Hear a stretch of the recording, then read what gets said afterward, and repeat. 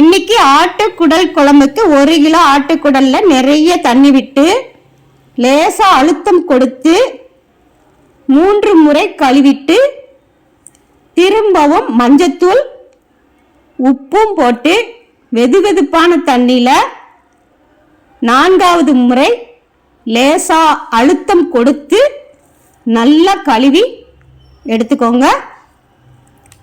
நல்லா கழுவி எடுத்த பிறகு திரும்பவும் பச்சை தண்ணி ஊற்றி 5வது முறை லேசா அழுத்தம் கொடுத்து நல்லா கழுவி எடுத்துக்கணும். அப்பதான் குழம்பு டேஸ்டியா இருக்கும். இப்ப கழுவி குக்கர்ல போட்டுக்கோங்க.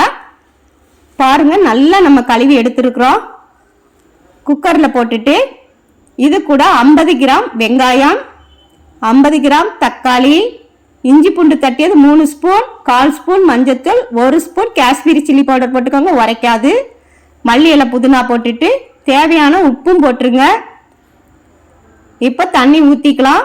குடல் மூழ்கிற அளவு தண்ணி ஊற்றிக்கோங்க. நல்லா கலந்து விட்டுட்டு 3 விசில் வச்சு இறக்கிக்கலாம். குக்கர் மூடி போட்டு 3 விசில் வச்சு இறக்கிக்கோங்க. இறக்கியாச்சு, அது இருக்கட்டும். இப்போ நம்ம குழம்புக்கு வறுக்கிறதுக்கு எண்ணெய் விட்டுக்கிட்டு 2 ஸ்பூன் எண்ணெய் விட்டு 10 வத்தல் போட்டுக்கோங்க. லோ ஃப்ளேமில் கரிகிராம வறுத்து ஒரு பிளேட்டில் எடுத்து வச்சுக்கலாம். அதே எண்ணெயில் 50 கிராம் வெங்காயம், 3 ஸ்பூன் மல்லி, 3 ஸ்பூன் தேங்காய் பாதி வறுபட்டுறட்டும்.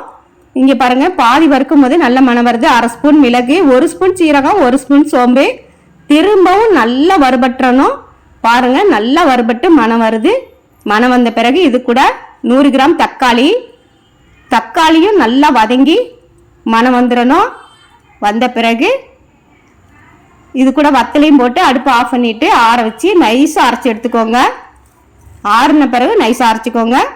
இப்போ நம்ம குழம்பு தாளிக்கிறதுக்கு 3 ஸ்பூன் ஆயில் விட்டுக்கலாம். அதே கடாயில் சோம்பு, பிரிஞ்சி இலை, பட்டை, கிராம்பு, ஏலக்காய் பொரிஞ்ச பிறகு 150 கிராம் வெங்காயம் போட்டுக்கோங்க. வெங்காயமும் நமக்கு நல்லா வதங்கி மணம் வந்துடணும். இப்போ மல்லி இலை புதினா போட்டு திரும்பவும் நல்லா 2 நிமிடத்துக்கு வதக்கிக்கோங்க. வதக்கின பிறகு நம்ம இறக்கி வச்சிருக்கிற ஆட்டுக்குடல்ல கொட்டிட்டு அரைச்சி வச்சிருக்க மசாலாவையும் ஊற்றி ஜாரை கழுவி தண்ணி ஊற்றிக்கோங்க.